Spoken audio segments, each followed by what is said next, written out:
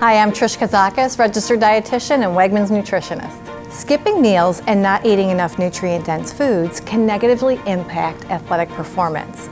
Developing a plan for what to eat and prepping a few meals are two strategic moves that position players to stay fueled for activity and support recovery.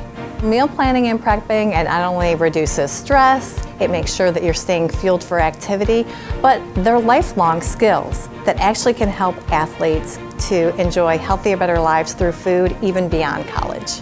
Lots of meals are easy to prep if you have the right products and strategies.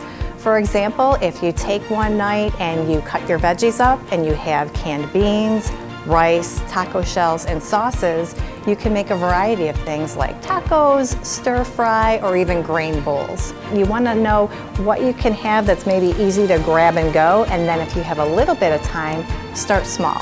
Think about a meal you enjoy. For example, if it's tacos, then grab some of those veggies that you love, have the canned beans, rice, and sauce on hand, and then you're ready when you come home after practice and want to cook.